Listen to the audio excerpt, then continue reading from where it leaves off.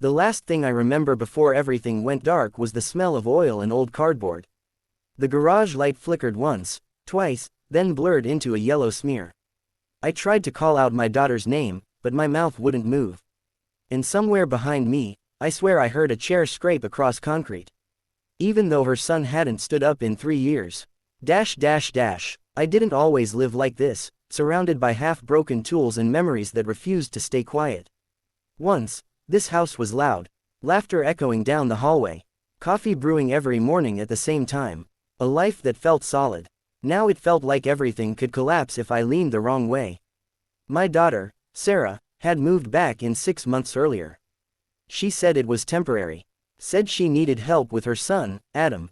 She looked tired when she said it, dark circles under her eyes, a voice that carried exhaustion like a second skin. I didn't ask too many questions.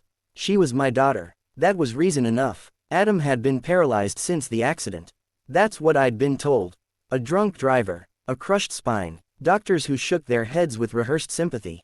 He hadn't walked since he was 9. Wheelchair-bound, quiet, always watching, always listening. Too mature for his age, people said. I thought it was just trauma.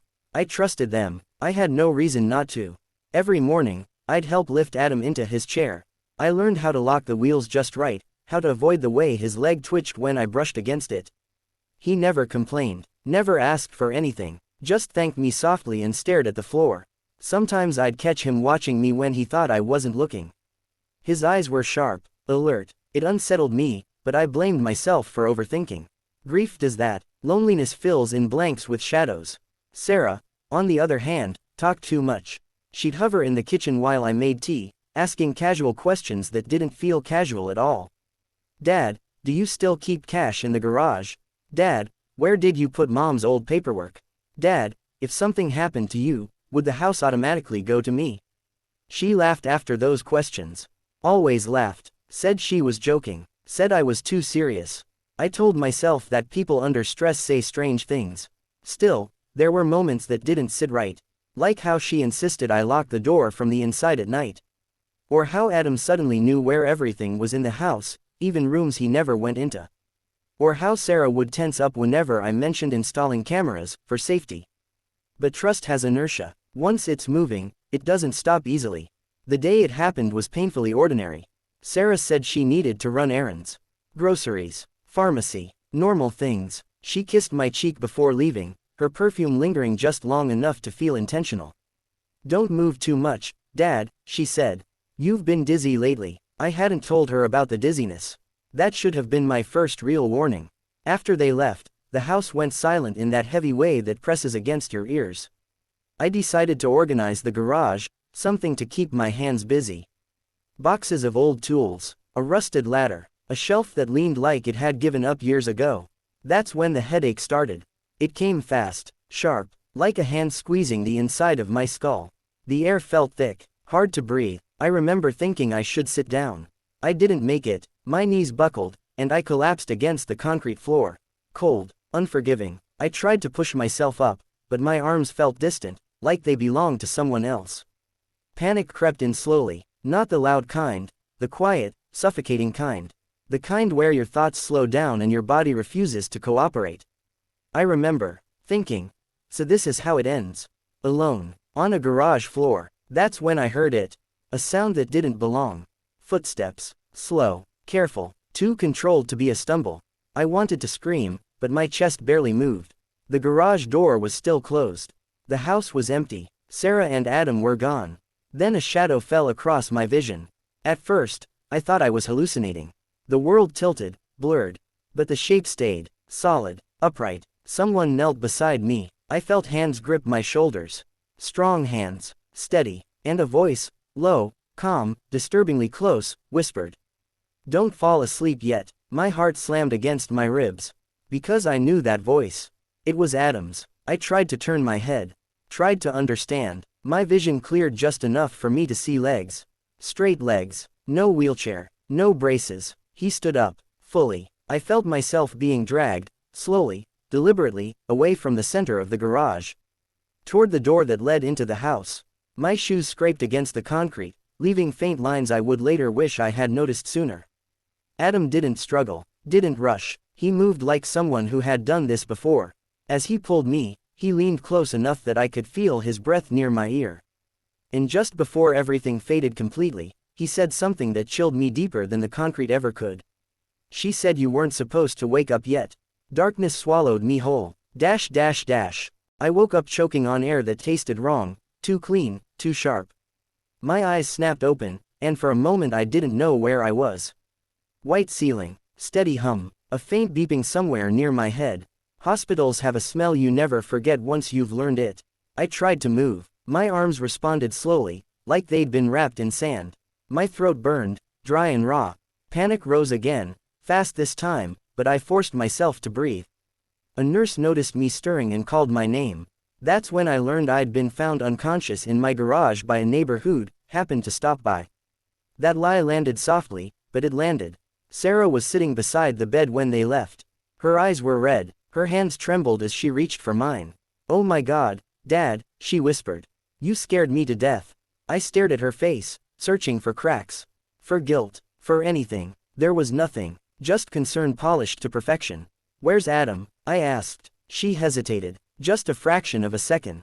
But I saw it. "He's resting," she said. This was hard on him too. Hard on him. I wanted to tell her everything. The footsteps, the voice, the way her son had stood up like gravity didn't apply to him. But something stopped me. Instinct, maybe, or fear of what would happen if I said the wrong thing too soon. Instead, I said nothing. And that silence may have saved my life. The doctors told me I'd suffered a severe drop in blood pressure.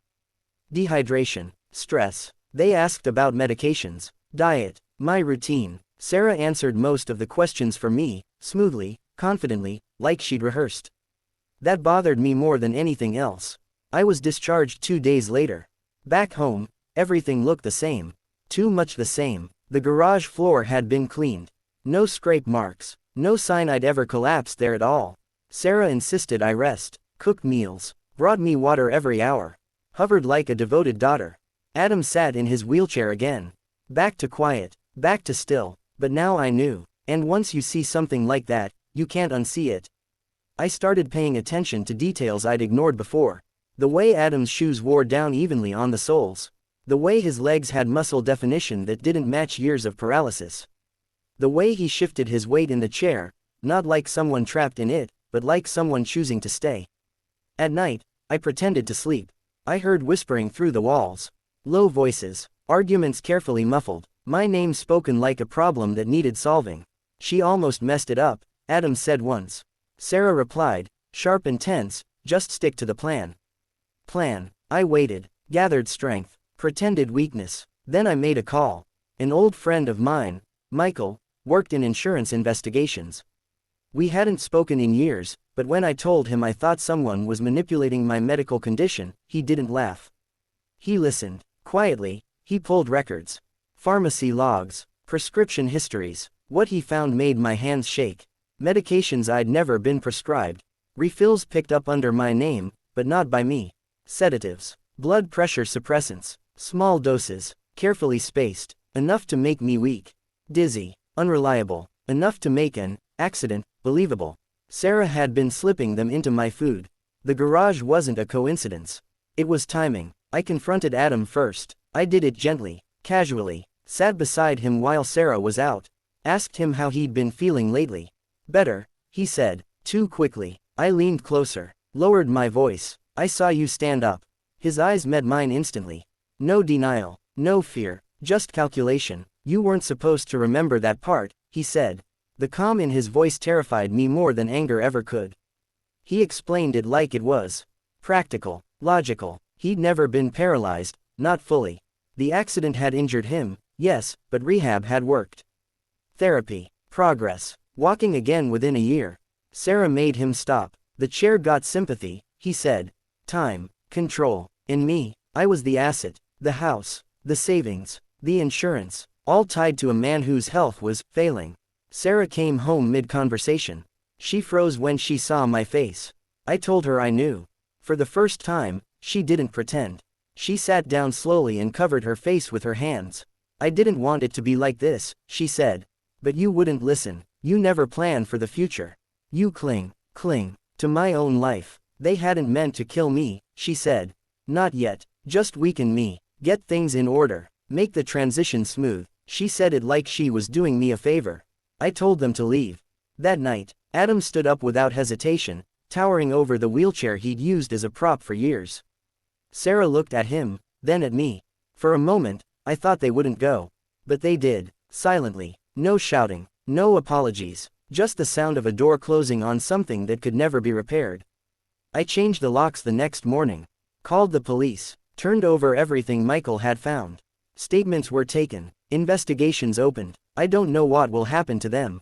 What I do know is this: trust doesn't always break loudly. Sometimes it dissolves quietly, one pill, one lie, one smile at a time.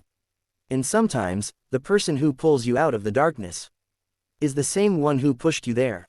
If you think this ends here, you're wrong, because betrayal doesn't disappear when the door closes.